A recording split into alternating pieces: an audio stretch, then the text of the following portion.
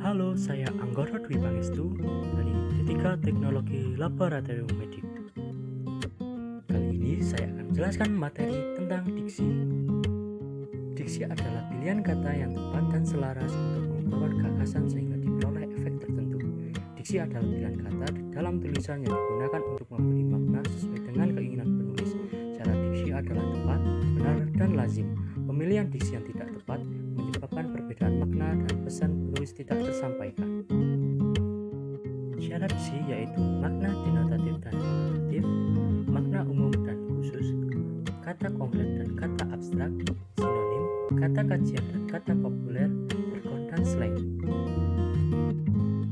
Makna denotatif adalah makna kata atau kelompok kata yang didasarkan atas penunjukan yang lugas pada sesuatu di luar bahasa atau yang didasarkan atas konvensi tertentu dan bersifat objektif.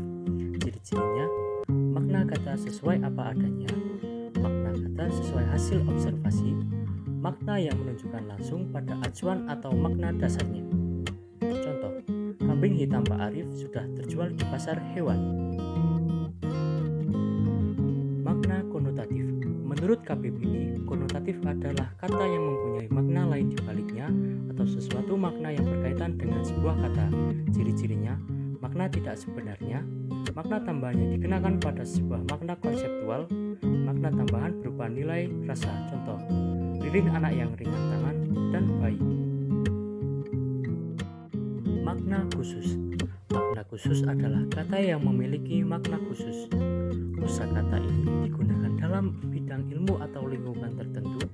Penguasaan kosakata khusus dapat dilakukan melalui kamus bidang ilmu tertentu. Contoh, kami mampir atau singgah di tempat wisata yang terkenal itu. Makna umum. Makna umum dipahami sebagai kata yang digunakan oleh hampir seluruh masyarakat memakai bahasa tersebut. Dengan kata lain, kosakata umum adalah kata-kata umum yang digunakan dalam berbagai bidang ilmu. Contohnya, sebelum menyeberang jalan, Andi melihat ke kiri dan ke kanan.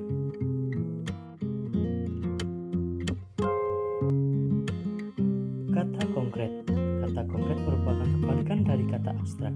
Kata konkret yaitu kata yang mempunyai rujukan berupa objek yang dapat diserap oleh panca indera. Kata konkret memiliki ciri bisa dirasakan, bisa dilihat, diraba, didengar, dan dicium. Contoh, sandang, pangan, rumah, dan belajar. Kata abstrak. Kata abstrak adalah sebuah kata yang memiliki rujukan berupa konsep atau pengertian.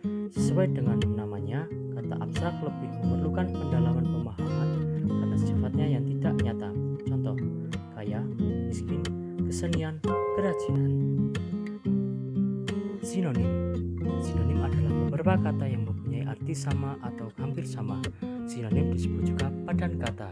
Sinonim adalah kata yang memiliki makna atau arti yang sama. Jenis-jenis sinonim. Sinonim semirip, yang memiliki kata saling bertukar posisi dalam kebahasaan untuk merubah makna dalam leksikal dan struktural. Contoh, melatis artinya menerobos. Sinonim mutlak adalah sebuah kata yang digunakan untuk bertukar posisi dalam konteks kebahasaan tanpa mengubah leksikal dan struktural untuk membuat sebuah kalimat. Contoh, kucing artinya meong. Sinonim selingkuh yang merupakan kata untuk bertukar posisi atau tepat dalam sebuah konteks kebahasaan tanpa mengubah leksikal dan struktural. Contoh, lemah artinya lemas. Kata kajian. Kata kajian adalah kata yang perlu ditelaah lebih jauh lagi. Artinya tidak bisa langsung dipahami oleh semua orang. Kata kajian digunakan untuk suatu pengkajian atau kepentingan keilmuan. Kata-kata kajian disebut juga kata ilmiah diserap dari bahasa asing atau bahasa daerah. Contoh, evaluasi, observasi, dan lain-lain. Kata populer. Kata populer adalah kata umum yang digunakan dalam kehidupan masyarakat. Arti kata populer atau umum diketahui oleh seluruh lapisan masyarakat. Kata populer tersebut digunakan dalam percakapan kita sehari-hari. Contoh, dorong, hubungan, dan lain-lain.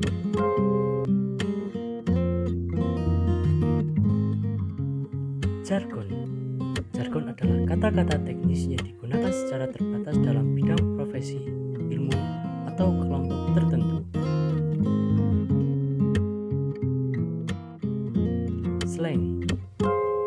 Slang adalah kata-kata tak baku yang dibentuk secara khas sebagai cetusan keinginan akan sesuatu